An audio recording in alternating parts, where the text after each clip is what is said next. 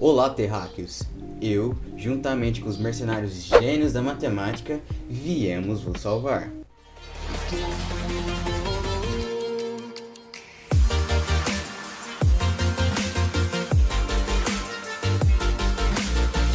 Sejam bem-vindos a uma aula que o monge Flavão nos convocou a fazer.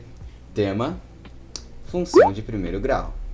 Aqui é o Felipe que vos fala, porém existe uma equipe inteira que se empenharam para produzir esse trabalho. Os agradecimentos vão para Vitor Lucas, Vitor Ferreira, Pedro Humberto e Gabriel Henrique.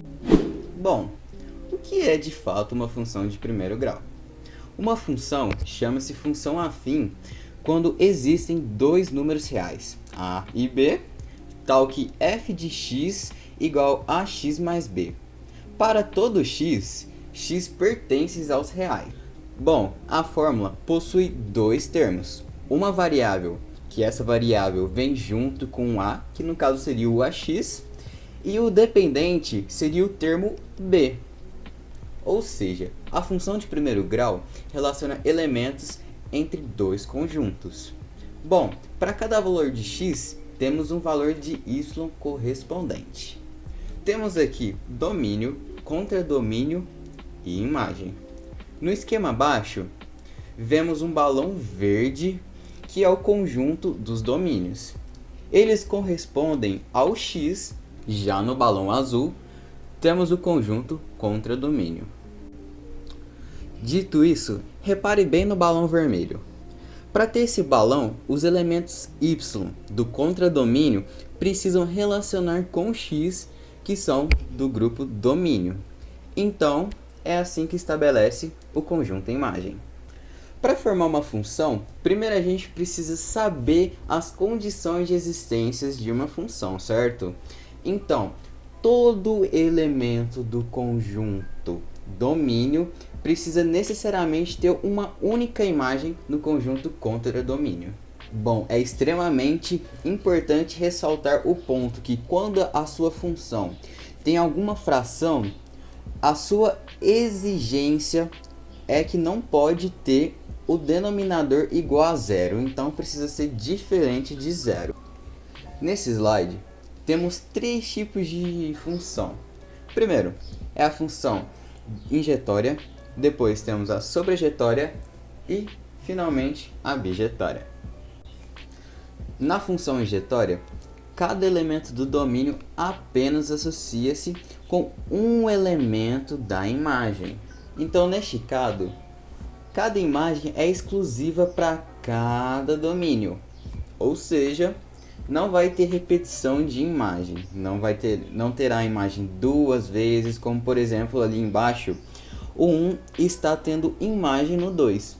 No caso, o 2 do conjunto A não terá a mesma imagem do 1.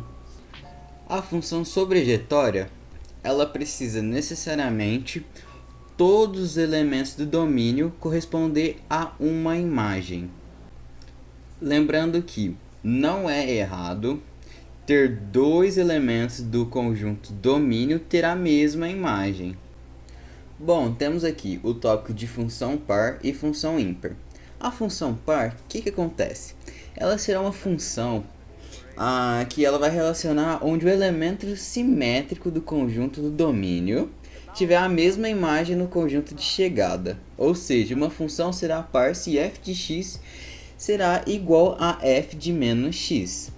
Temos aí um exemplo aí abaixo, que o A está sendo relacionado com B. O conjunto A é igual a menos 2, menos 1, 0, 1 e 2. E o conjunto B é igual a 1, 2 e 5. E é definido aí pela fórmula f de x igual a x vezes 2 mais 1. Então, como podemos observar, obedece o diagrama, né? Na função ímpar, vai ser o seguinte. A função ela tem a relação onde os elementos simétricos do conjunto do domínio terão imagens simétricas no conjunto de chegada. Ou seja, uma função será ímpar se f de menos x será igual a f de menos x. Temos aí outro exemplo para exemplificar aí para vocês. O A está sendo relacionado com B, né? E o conjunto A é -2, -1, 0, 1 e 2. Já no conjunto B é igual a -10, -5, 0, 5 e 10. E é definido aí pela fórmula f de x igual a 5x. E vemos aí, está obedecendo a seguinte regra. Bom, na função constante, a situação muda um pouquinho. Independente de qual seja o valor do domínio, ela sempre terá a mesma imagem, certo? Então, uma fórmula para representar isso seria f de x igual a c. Esse c aí seria no caso de constante. Para uma exemplificação melhor, vamos definir aí que o c ele seja 5. Nos próximos slides, irei explicar um pouco mais a fundo. Mas o que acontece? O 5 ele vai estar correspondendo ao y, certo? E no plano cartesiano, o y é o eixo das ordenadas. Então, esse 5 ele vai corresponder ao eixo das ordenadas.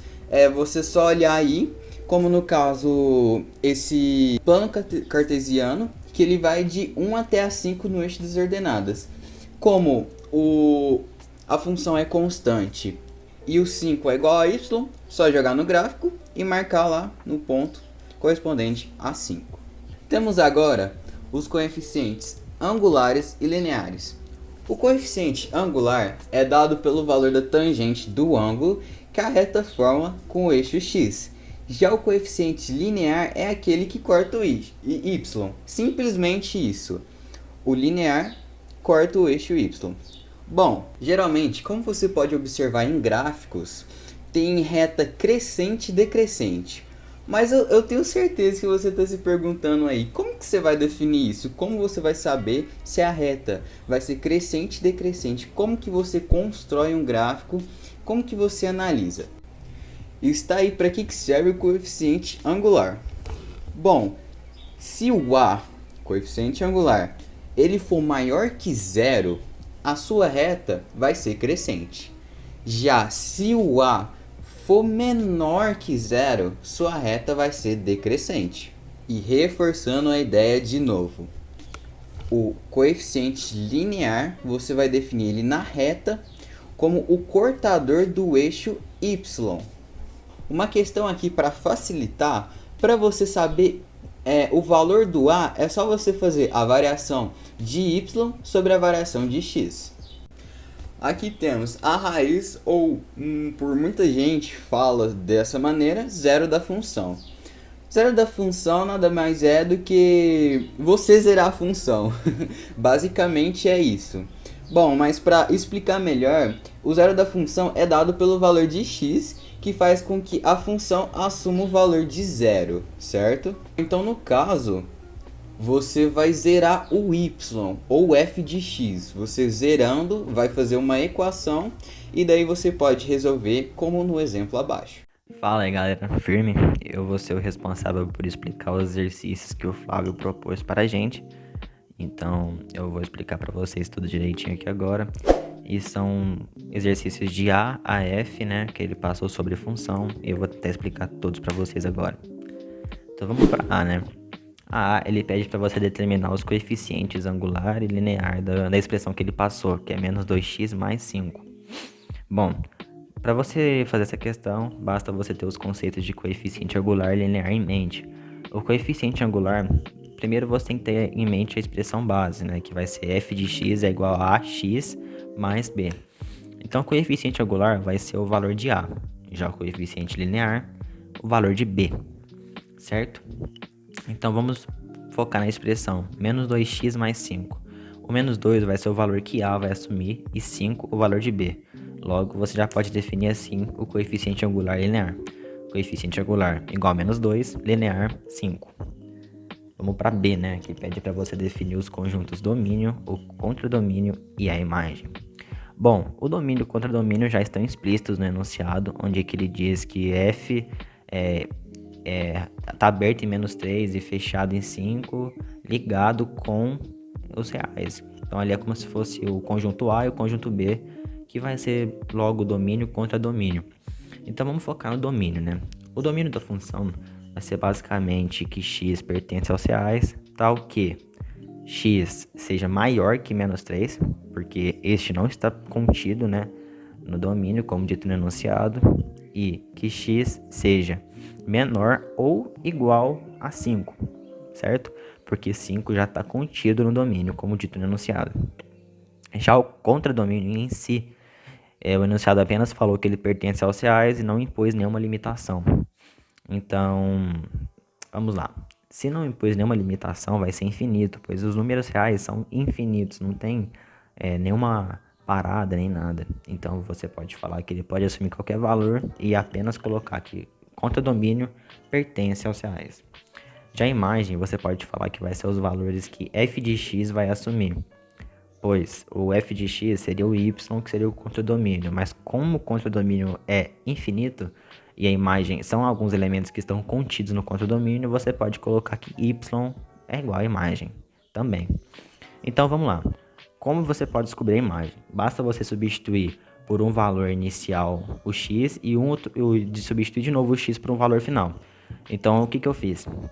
Eu substituí um primeiro valor de x por menos 3, que não está contido, e depois eu substituí por um valor de 5, né, que está contido já. Aí por menos 3 eu descobri 11, fazendo toda a expressão, e por 5 eu descobri menos 5. Então você pode falar que y, que é a imagem, pertence aos reais, tal que ele seja maior ou igual a que menos 5, e ele seja menor que 11, né? Justamente por causa das contas que fizemos e pelo fato de menos 3 não pertencer e o 5 pertencer ao domínio, certo? Vamos lá. Para C, que pede para a gente classificar essa função injetora, sobrejetora, objetora e justificar. Para você classificar nessas definições, basta você ter em mente as definições dela, certo?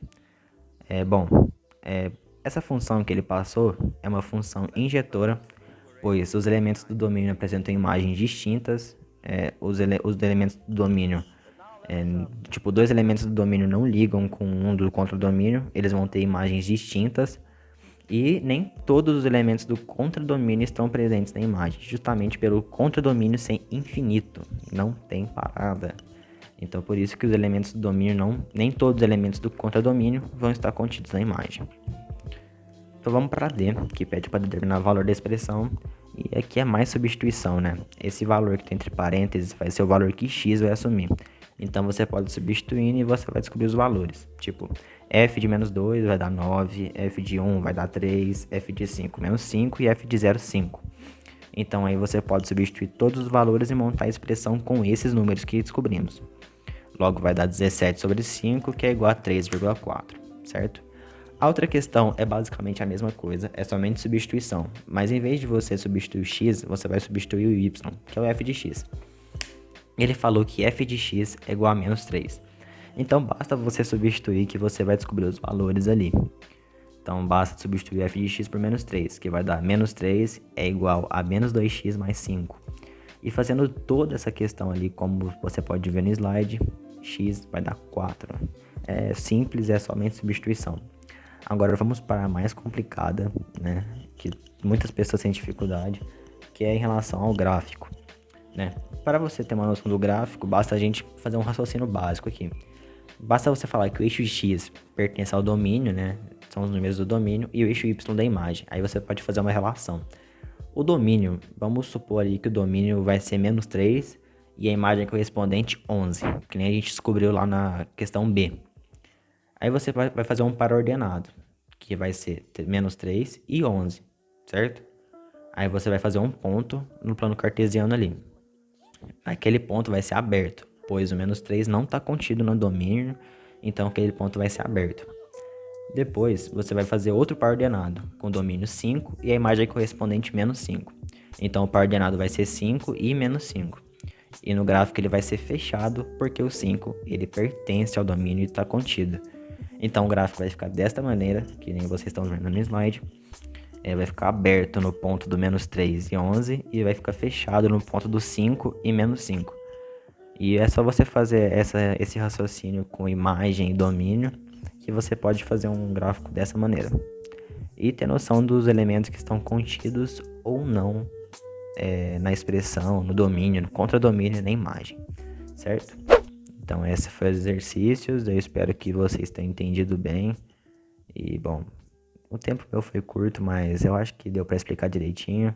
Ainda mais nas expressões lá, era somente substituir, então não tem muita dificuldade. Obrigado, e esse foi o nosso trabalho. Espero que vocês tenham gostado dessa videoaula que fizemos com tanto carinho. E é isso. Até um próximo encontro ou até a próxima convocação do Monge Flavão. Obrigado, tamo junto.